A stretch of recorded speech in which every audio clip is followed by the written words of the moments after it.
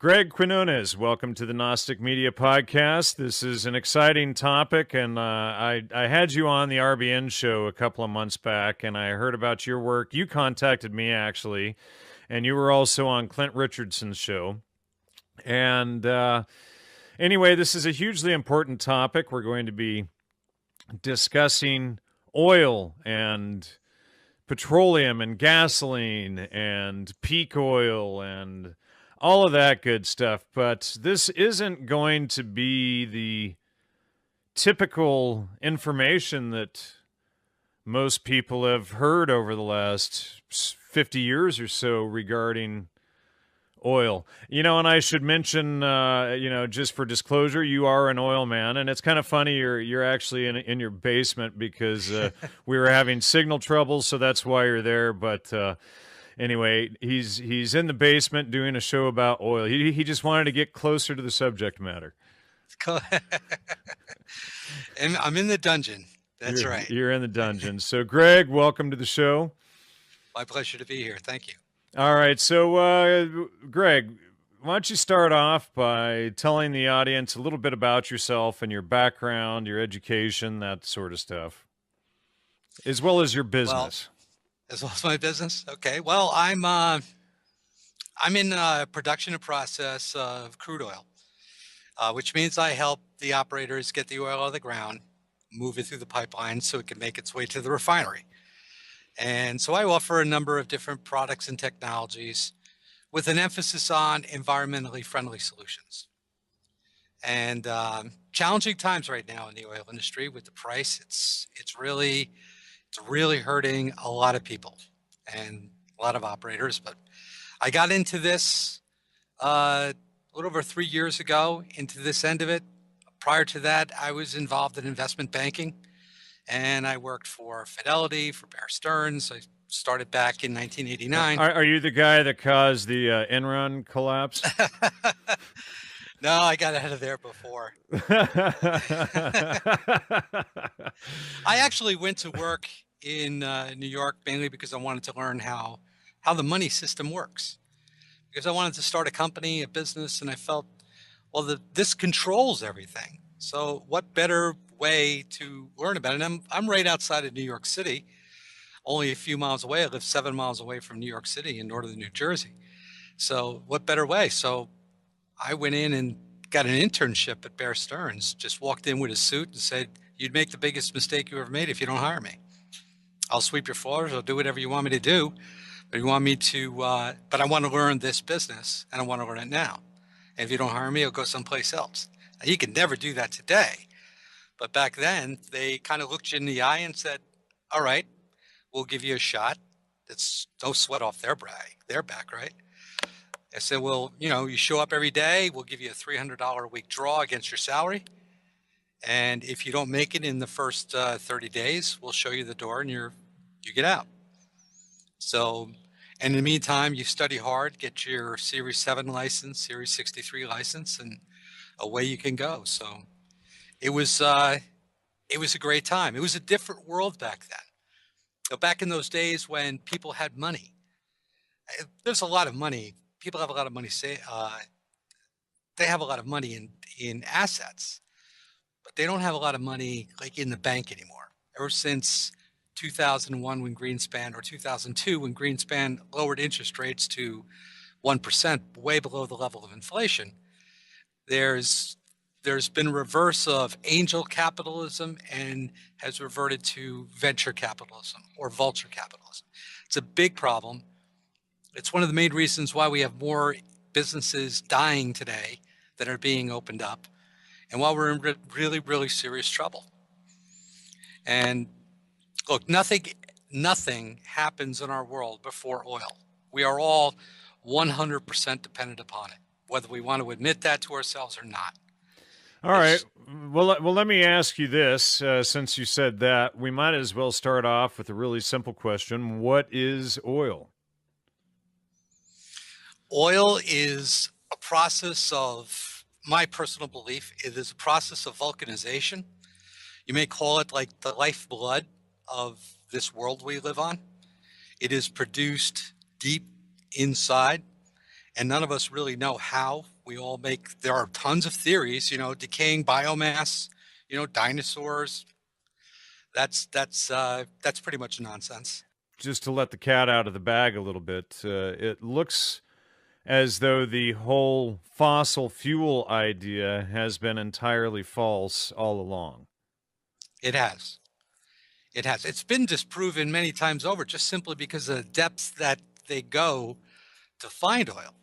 Now, just before we started recording, a geoengineer, geo something or other, now I'm forgetting. Anyway, his name is Sean Phillips. He has written a paper on this, and he sent it to me before the show when I just finished reading it, and it does confirm everything that you are saying. So I'm going to schedule a follow-up show with him as part of this series on this, and to go into more of the science, and the hardcore facts about how all of this works. But the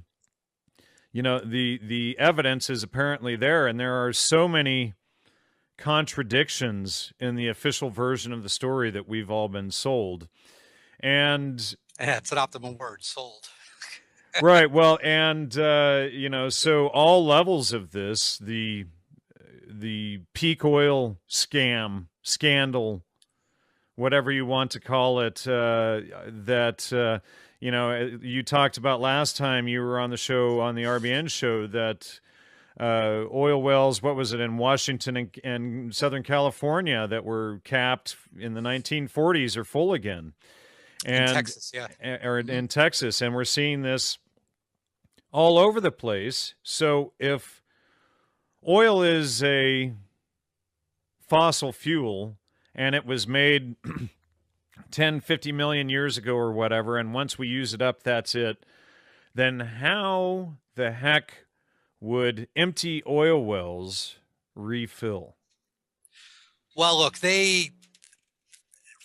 John D. Rockefeller is the one who got oil classified as a fossil fuel back And of in, course, he ran Standard Oil, isn't that correct? yes, yes. And the reason being that in anything in economics, there is no profits in surplus and excess capacity. There's only profits in shortages.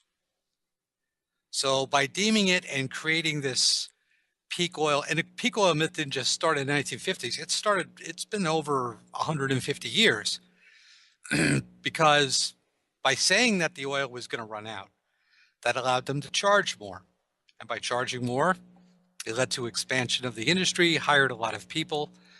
But what we have right now in our world today is we have a dropping demand because of overcapacity around the world. The world economy is in serious, serious trouble. And China has been supporting the world's demand, which has been supporting the price of oil, literally for the last 15 years. But now they are reached their peak potential. They're not building ghost cities anymore. I don't see how they could anymore. They've racked up almost $50 trillion in debt to do so.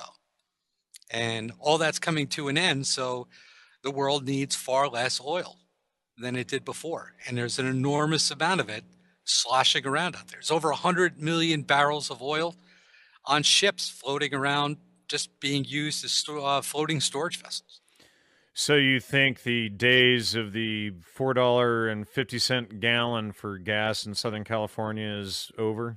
I think for the foreseeable future, they're over until the next logical conclusion, in my opinion, is they have to get commerce unstuck, and nothing gets commerce unstuck better than a war. Great. All right. So, well, how I got into this was I came across a video by someone working with the Ayn Rand Institute, who I mentioned in the last show, but I couldn't remember his name. His name was Alex Epstein, and he's got a video, The Moral Case for Fossil Fuels.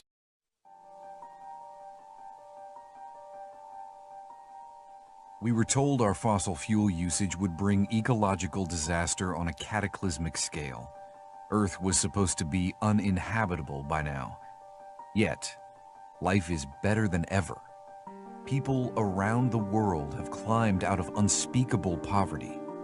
By any measure, our environment is better than it's ever been. This, all powered by coal, oil, and natural gas. But how? How could the experts have been so wrong? Not only wrong, but hysterical and reactionary and rude, stifling progress in the process. I'm Alex Epstein, founder of the Center for Industrial Progress, and I have a question. Isn't it time someone made the moral case for the use of more fossil fuels? Wind and solar power remain unreliable. Fossil fuels burn cleaner and cheaper than ever to advance our growing world. They save lives in operating rooms, fight famine, heat and cool homes in the most extreme places. Without fossil fuels, society slides backwards. It's good that we use fossil fuels. Our world would be better if we used more.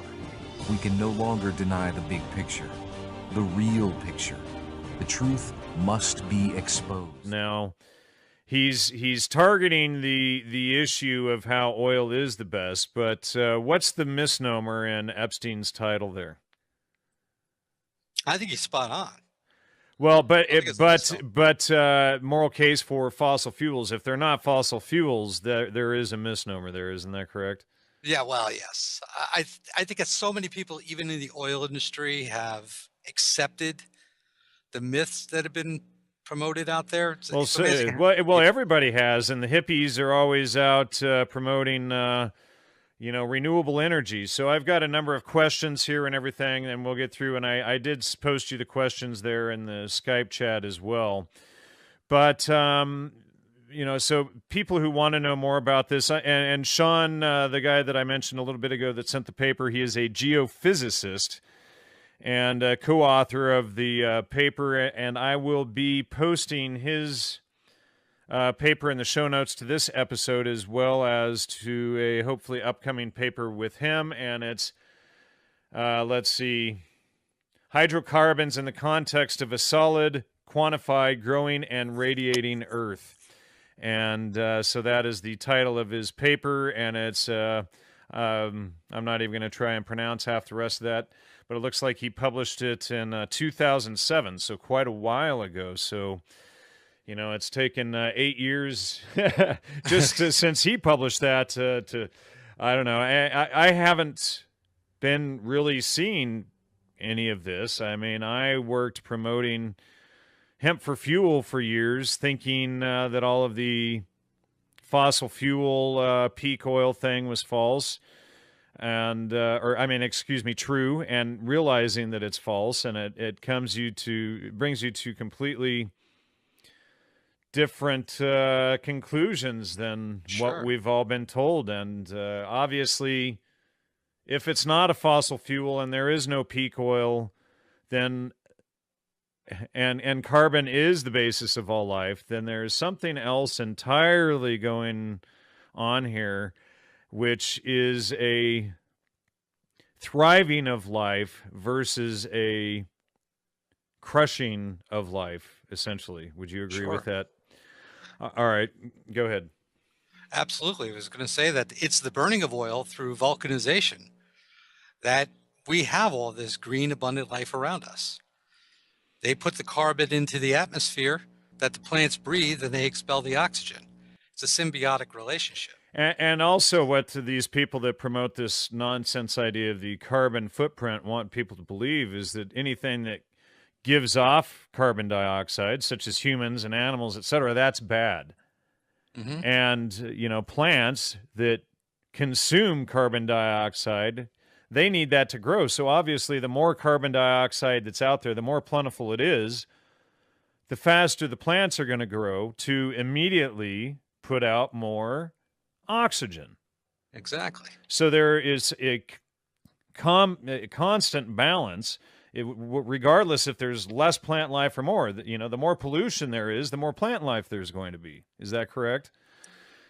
Depending upon the type of pollution, yes. Right. But And if so hydrocarbon pollution, yeah, there'll be an abundant plant life. and that's and we should be distinct that this is entirely separate from petrochemical pollution.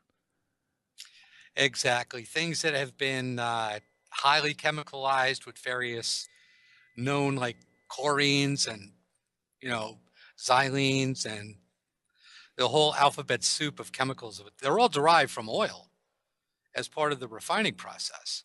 So they're all in the oil anyway. But it's sometimes the blending of different chemicals there. It's vinegar and water. You know, it's like blending. It's like a blending ammonia and bleach. You know, sounds like a good idea, but it could kill you if you do. They're not. Those are two elements that are really not supposed to be brought together. All right. Well, you know, just returning to the commodities trading and Enron, what can you say about that? Obviously, that caused a massive fiasco, and we saw the false increase of prices, et cetera, due to a lot of this bogus trading. Yeah, excuse me. Enron being in the 90s, that was a very interesting time. We really reached our peak back in the 90s, the mid 90s, as far as our economy works on ever growing inflation, greater than previously created inflation, but not too much. See, inflation is life, deflation is death. And the powers to be will do anything to keep their game going. They don't want the collapse that everybody talks about, because if they did, they could very easily have accomplished it years ago. 20 years ago, they could have let this whole thing collapse. So Enron in itself was doing the same thing that many other companies were doing in its day, but somebody kind of had to go, because they kind of had to make the way, because the world was changing. And they knew it come the year 2000, 2001. It was very pivotal time. That's why we had September 11th. Okay, because remember, war is the greatest distraction of major collapses. And it set off a huge amount of money to the lowering of interest rates to be directed towards China to build cities that nobody lives in. They built over 200 ghost cities over there. Not to mention a vast internetwork of manufacturing facilities, factories, highways, and that takes a great deal of commodities and materials besides oil. Everything from cement, timber, gypsum, iron ore, copper. So they were the support mechanism that kept the prices up for commodities worldwide literally for the last 15 years. And because without them, we would have collapsed back in 2001. And I think what they like to see is that next step would be to do the same thing with India, for India to be the source of demand for worldwide commodities, including oil. But they're not ready. They probably need another 20 years of infrastructure work and development before they'll be ready for that. So the peak oil, getting back to that a little bit, the peak oil myth fed right into the scarcity of oil, which allowed a lot of money to be made. So obviously the long gas lines that I remember when I was 6 or 7 years old in the 70s, that was all a big farce, essentially. Well, that didn't have anything to do with oil shortage more than we were getting far less oil from Saudi Arabia because of the petrodollar, and they didn't really want to go along. They wanted to continue to be able to redeem US dollars for gold. When Nixon took us off the gold standard and we went to the petrodollar, they didn't like the idea too much, so they restricted exporting oil to the United States. And at that time, we didn't have our domestic production had fallen to between 3 and 5 million barrels per day, and that was not enough to sustain. At least we use. I think we use about close to 10 million barrels of oil a day or more in the United States every single day. So even back then, today it's because of population, it's even more. But we do have the capability of producing all of our own oil between the U.S., Canada, and Mexico. In fact, we get most of our oil, by the way, from Canada. Well, and apparently Canada is just, they've been blocking oil pipelines and are trying to stop production and industry up in Canada because of all of this Agenda 21. Do you know about that? Yeah, look, there's a lot of people that want to bring the scarcity of oil back. And because they've known that, look, if China is off the table, we have to put a lot of operators out of business. So there's a lot of gaming going on with the price.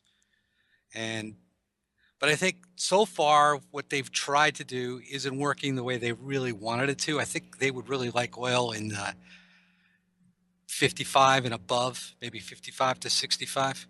That way the right people could still stay in business, but it would put frackers and unconventional companies that's really close to the border as whether they can even maintain their debt service at that price.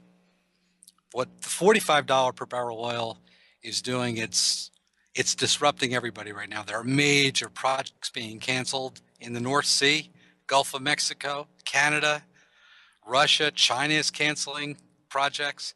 So this is costing because a lot. and there's already so much surplus. Because there is, yeah. And Well, okay, and if all of that production continued right now, the price would continue to fall because obviously there would be increasing surplus. Well, what we like to say in the business is you can't put 10 gallons of oil in a 5-gallon bucket. So you can keep pumping until the cows come home, but if you don't have the system to store that oil, it's just going to spill all over the ground. And right now we can produce more than what we can store, or we know that we're on a trajectory that within the next 6 to 8 months, we're going to have to shut down all of the wells because every storage tank in Cushing, Houston, New York, and all the other supporting tank farm systems and pipeline systems, there isn't going to be any place to store the oil. It's just we're not using enough. We still have a high demand for gasoline, but gasoline only represents about 40% of a barrel of oil. The rest of it are your kerosenes, your jet fuels, your heavy oils like diesel fuel and home heating oil. Then you have your asphalts and your petrochemicals. And with demand for virtually all of them flat or falling, we just can't produce oil only to produce gasoline. That doesn't make any sense. We're still left now with that. There's going to be so much waste created. Right now, they waste very little in a barrel of oil. So, all right. Well, let's jump over to a different subject. Let's discuss oil as a natural, renewable resource, and that's something that people don't want to hear.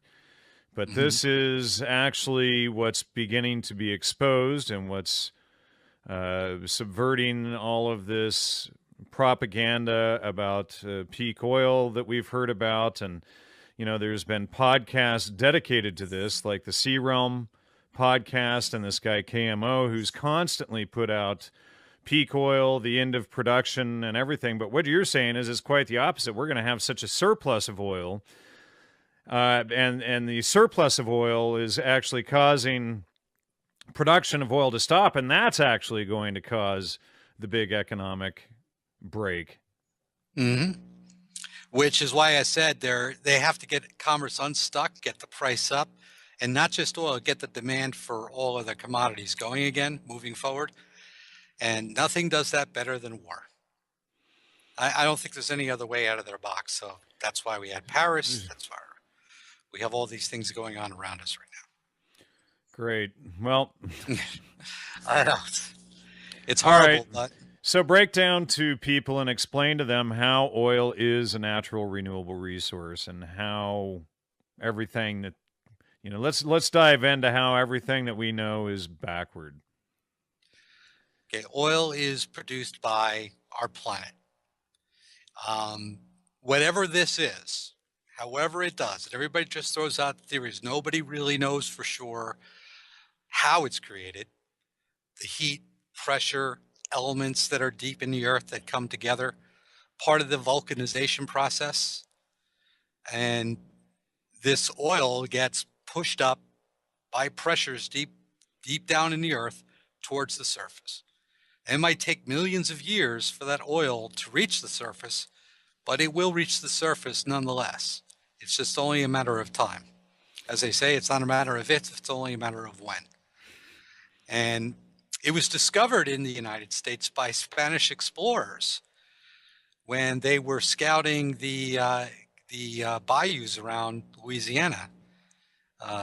They had actually ran aground in Galveston, Texas. And this was in, I think, 1514. And when they came across the mouth of the Mississippi River, the water was all black because a fissure had opened up and all the oil had spilled up. The Indians used to gather oil coming up through fissures, mix it with grass and mud, and use it to waterproof their boats they used to make. And it was through that the Spanish realized they could repair the hull of their ship that had been damaged when it ran aground and sail back to Spain and brought all this oil with them. And the Chinese, because they had been trading with the Chinese, had learned to refine oil just by basically putting it through a still to extract kerosene so they can light lamps with it. And in Eurasia, like Azerbaijan and other places, there are natural, what do we call them? Like they built around gas vents. They built like lanterns, and these lanterns are still lit to these days. To this day, they ignited them 3,000 years ago, and the flames never gone out. So they've known about this for a long time. They knew that that's why they called it black gold, by the way, because the Spanish were on a quest for gold. And it took a few hundred more years until the Industrial Revolution. But once they realized the other valuable things that they can make from oil, then we became a petro-industrial based society back then, 150 years ago. Try to explain to people as best you can how it's not this polluting, and we're talking about the hydrocarbons and petroleum and its direct products. We're not talking about petrochemicals. Mm-hmm. But explain to people how it is this natural renewable resource is what I'm getting at, and why we shouldn't be worried about, burning, gasoline, etc. That, this cycle is there in nature. How can you break that down for people as best you can? Well, the best way is to realize that oil has been burning for millions of years through volcanoes.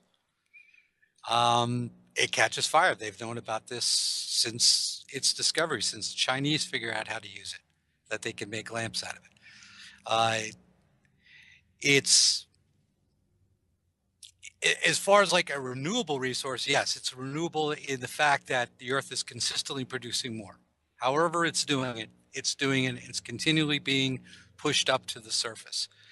Our burning it isn't destroying anything, because the world will burn it or break it down. And essentially what would happen, what I'm gathering, is that if we weren't pulling it up out of the ground, it's going to explode upward anyway through volcanoes and through fissures, etc., regardless. So if we're burning it or not, those hydrocarbons do come up to the surface and do feed the environment, do provide the nutrients for all the plant and small animal life that then goes up the food chain. But it is essentially the core, the base, or it's the blood of the earth essentially that kicks off all carbon-based life, including ourselves. Is that Exactly.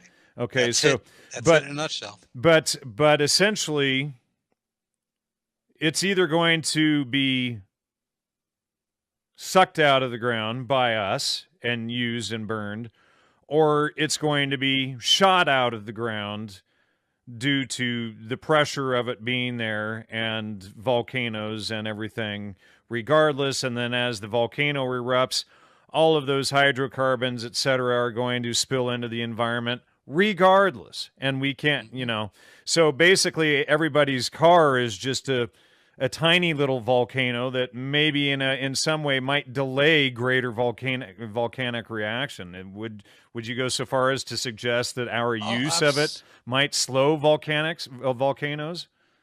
it could. It could. I will say this on that subject: volcanoes. Mount Pinatubo, when it erupted in 1993 in the Philippines, it was a major, major eruption. And that one day, the first day of its eruption, it launched more hydrocarbons, burnt hydrocarbons, into the atmosphere than all of humanity had from that day up to that point. One day, one volcano. So All right. So our little cars, we can create smog, we can create all sorts of problems, we can create situations like China when they're burning vast amounts of coal and other things. It can be unsightly, yes. Is it killing the planet? No. But it's like anything. What I tell people, look, oil is a natural substance that's born of the earth. So how can anything that's natural be a pollutant? okay, but That's like we could say uranium is natural, but I mean, obviously, if we have too much concentrated uranium, we could have a huge problem on our hands, couldn't we? anything within nature that we can have a high concentration of can be deadly. The volcanoes also produce vast amounts of sulfuric acid. So if you're around in an acidified lake in a volcanic area, it's not a good idea to go take a swim, not unless you want to keep your skin. But through time and through dissipation, those acids actually have very beneficial effects on the overall ecology. And oil is no different. In concentration, oil is very dangerous it will kill you. There's gases in there, there's elements in there that could kill you in a couple of minutes' time if you were to inhale them. But they dissipate and they feed other forms of life that we're dependent upon. Saying that oil is a pollutant is, to me, my opinion about it, is like saying that oil is a pollutant is like saying that the oceans are polluted because the water's salty. Now, if you drank seawater, it will kill you. Not a good idea to drink that. Okay? But you could eat the fish out of it. Right. And other things and obviously other life forms are adopted to seawater use, and other life forms, mushrooms, small animal life are adopted to eat petroleum and tar and all of that. There's a lot of molecular bacteria that's in the oil. And that's one of the big mysteries of science is how did that bacteria get there? When you're getting oil from 8, 10, 12, 20,000 feet below the surface, how did bacteria get down there? But it's in there. And under the right conditions, those bacteria come to life and they start to consume and break down all the elements in the oil. And then as they poop, they produce a lot of the nutrients and elements that other higher life forms feed upon. And like we're saying, it moves up the food chain. And so we're all, whether we want to recognize it, we are here because of things like oil. If oil was not here, then life would have not been able to prosper on this planet the way it has. And when you think of, how intricately oil is tied into everything, it's pretty dumbfounding to say the least how it's the core of all life. And then when you factor in all of the the propaganda and the people selling all the peak oil propaganda and the end of civilization and all of this stuff, like again, like the Sea Realm podcast, etc. You see everything on a whole new level that is astounding, to say the very least. Mm-hmm. Yeah, it's